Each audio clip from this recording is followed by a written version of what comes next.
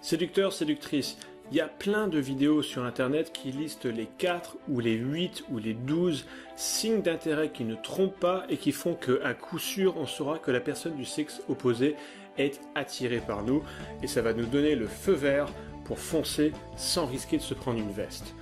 On y trouve des expressions faciales, des postures, des gestuels, des tortillages de cheveux. Non, c'est pas bon et c'est contre-productif. La façon de faire chez Morning Kiss est tout autre, je vous révèle ça, c'est sur Morning Kiss.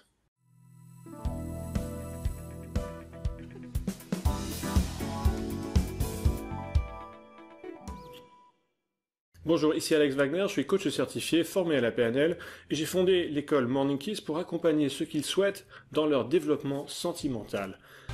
Pourquoi cette problématique est importante? Parce que beaucoup de gens sont préoccupés par les signaux d'intérêt du sexe opposé. Et parce qu'il y a beaucoup de fausses idées et de croyances fausses qui pullulent sur Internet. Et le fait même de chercher des signes d'intérêt est en train de casser votre séduction. Il y a une récente vidéo que coach Justine a publiée, une vidéo à succès, et les gens veulent décrypter des signaux d'intérêt avant d'agir. C'est ça qu'elle nous expose Justine. Elle nous expose que c'est une protection anti-rejet. On peut le comprendre. On veut savoir si l'autre personne est intéressée avant de prendre un risque. Le problème, nous explique Justine, c'est que c'est pas fiable.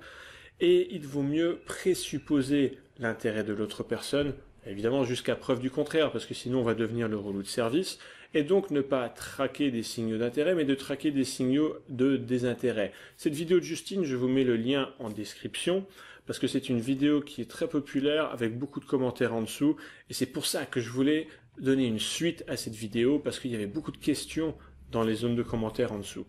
Alors comment ça marche?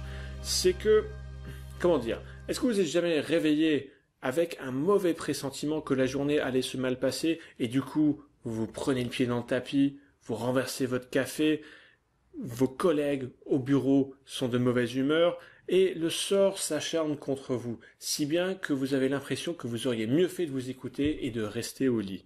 Si c'est le cas, vous avez probablement vécu ce qu'on appelle une prophétie auto-réalisatrice.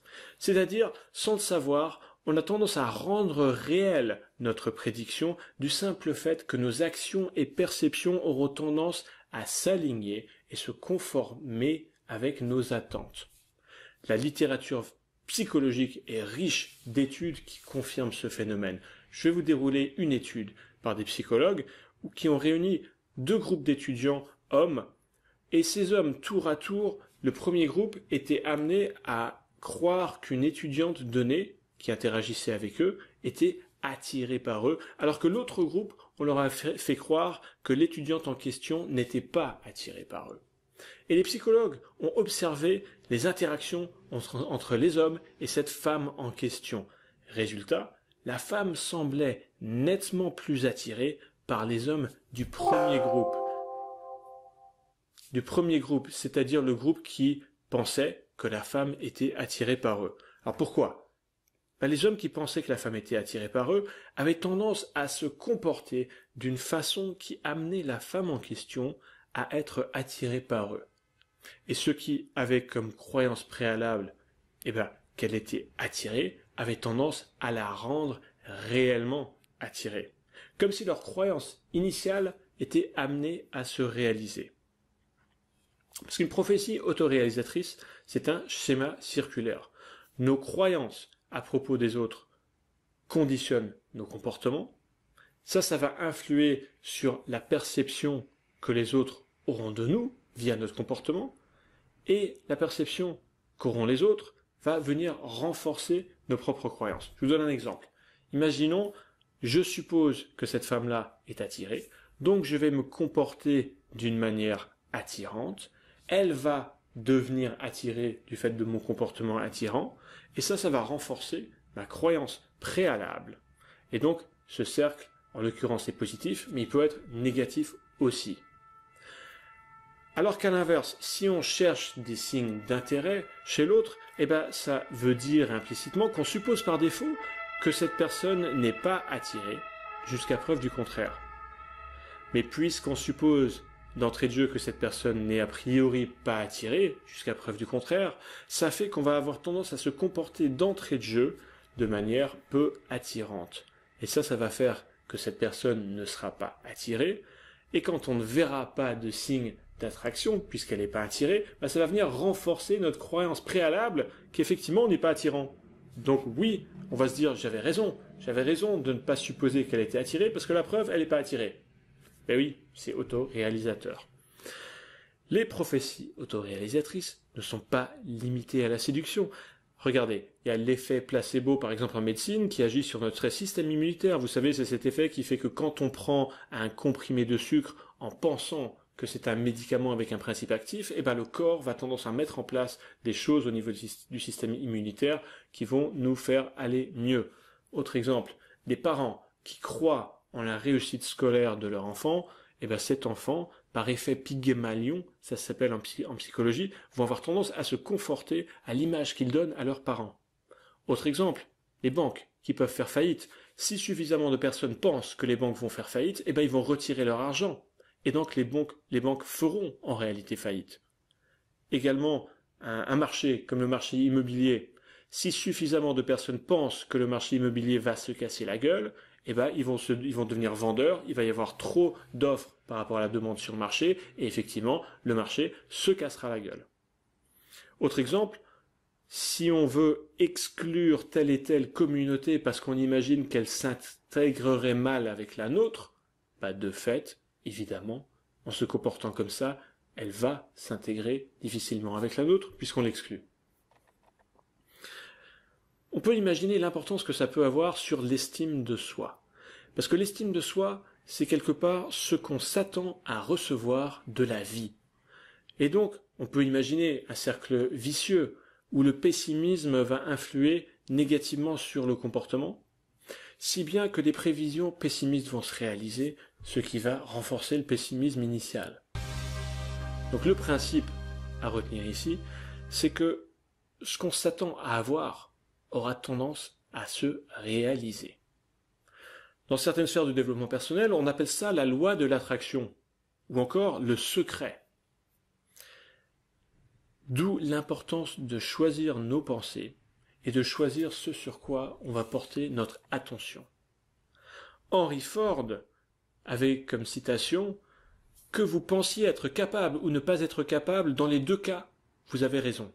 Et on pourrait adapter cette citation à la séduction en disant que vous pensiez être séduisant ou ne pas être séduisant, dans les deux cas, vous avez également raison. Je vous donne un exemple. À mes débuts en séduction, avant de travailler ça, j'avais certaines croyances limitantes. Je me répétais en boucle que je ne savais pas aborder, que je ne savais pas draguer. J'avais comme expérience de me prendre des vents, des rejets et des râteaux parce que je n'osais pas être quelqu'un de sexué et je n'osais pas sexualiser une interaction. J'avais pas confiance en moi, avec les femmes du moins, dans d'autres sphères si, mais pas avec les femmes. Et au début, j'ai commencé à faire semblant, j'ai commencé à me comporter comme si j'étais attirant. En fait, c'était un principe que j'avais lu dans un livre et je me suis dit je vais essayer. Donc, en pratique, ça donnait comment je ferais si je me posais cette question, comment je ferais pour rentrer dans cette pièce où il y a plein de monde si j'étais attirant? Et donc je rentrais avec une certaine posture, je regardais toute la salle au lieu d'aller comme une souris me cacher dans le coin de la pièce. Je ferais un gros sourire également. Je parlerais de telle et telle manière si j'étais attirant. Alors certains vont penser, oui mais c'est ridicule, c'est faux. En séduction, il faut rester soi-même. Alors, oui, le soi-même, il est très important, c'est très important de séduire en étant soi-même, mais c'est le rester qui pose problème, d'en rester soi-même. Parce que si on ne sait pas comment s'y prendre, si on reste soi-même, ça va pas être très utile. Donc moi je préfère parler de devenir soi-même, c'est-à-dire retirer les croyances limitantes et les blocages qui font qu'on n'arrive pas à être soi-même avec quelqu'un du sexe opposé. Donc en réalité, quand on fait semblant, quand on fait comme si on était attirant, au début, certes, c'est un simulacre, on fait semblant, mais quand on va commencer à avoir des bonnes réactions, comme c'était mon cas quand j'ai démarré, on va commencer à se dire, tiens, mais en fait, je suis attirant. Et donc, on va avoir une nouvelle croyance qui va venir remplacer l'ancienne croyance limitante. Et du fait de faire semblant au début d'être attirant, on va devenir de fil en aiguille, quelqu'un d'attirant. C'est-à-dire que ça va être un changement identitaire. Aujourd'hui, quand j'aborde une personne du sexe opposé, je suppose préalablement qu'elle est attirée par moi. Donc je ne cherche pas des signes d'intérêt de sa part. Et d'ailleurs, si je n'en vois pas, eh ben je me dis que c'est simplement qu'elle est timide et qu'elle n'ose pas me montrer par son non-verbal qu'elle est attirée. Alors vous allez me dire que ça paraît terriblement arrogant, et quelque part vous pourriez avoir raison, mais en réalité c'est pas ça, parce qu'en réalité je me trompe souvent. Bien entendu, tout un tas de personnes ne sont pas attirées par moi, ça arrive même souvent, régulièrement, et c'est pas un problème. Ce qui n'empêche que croire en moi est une croyance plus utile et plus constructive que de ne pas croire en moi.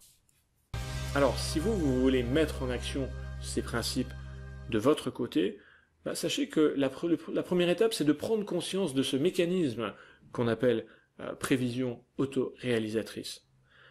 Ensuite, c'est de pouvoir s'ouvrir à percevoir une situation donnée différente, c'est-à-dire le libre arbitre qu'on a à donner une interprétation qu'on choisit à une situation donnée. Ensuite, c'est d'appliquer une certaine gratitude qui va nous sortir du pessimisme et nous emmener dans de l'optimisme. Je pratique à titre personnel un exercice de gratitude qui me prend 20 secondes tous les matins, et je me rends en gratitude de 3 choses qu'on ne pourra jamais m'enlever. Ces choses sont que je suis sur un être humain, que je suis en vie et que je suis sur la planète Terre. Alors, ce sont 3 choses merveilleuses. Certes, vous allez me dire que la gratitude de je suis en vie, on pourra me la retirer parce que je vais être mort un jour. Mais quand je serai mort, je serai plus là pour le savoir. Donc tant que je suis en vie, ce sera vrai, par définition. Ensuite, vous pouvez faire un exercice d'estime de vous-même. On appelle ça, chez Morning-Kiss, l'exercice de l'assiette pleine, pour qu'on puisse arriver en interaction avec une assiette pleine à partager plutôt qu'un bol vide à remplir. Et l'assiette pleine, c'est de remplir cette assiette, qui est une feuille en papier, par toutes nos qualités humaines, tout ce qu'on peut apporter à l'autre.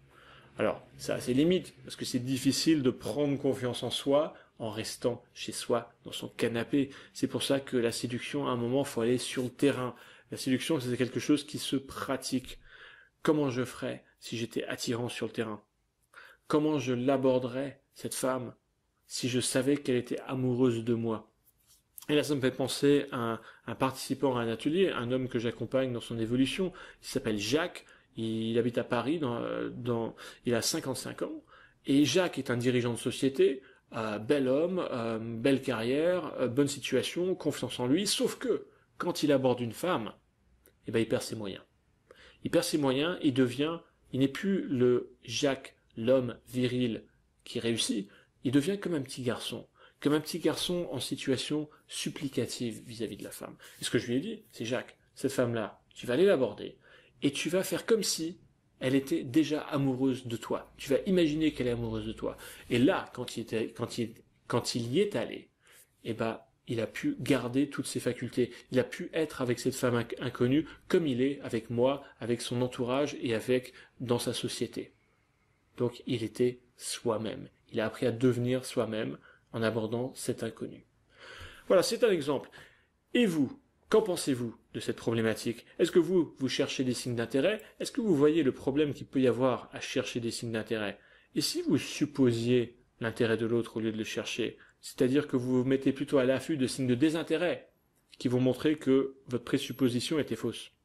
Quelles sont vos idées, vos expériences? Mettez un pouce vers le haut si cette vidéo vous parle, un pouce vers le bas si ça vous parle pas, et n'oubliez pas de vous abonner, parce qu'il va y en avoir d'autres, quasiment tous les jours. Je vais finir avec la devise Morning-Kiss, bien sûr, qui est que le plus grand risque, en séduction comme par ailleurs, est de n'en prendre aucun. Donc place à l'audace. Je vous dis à bientôt pour d'autres vidéos. Au revoir.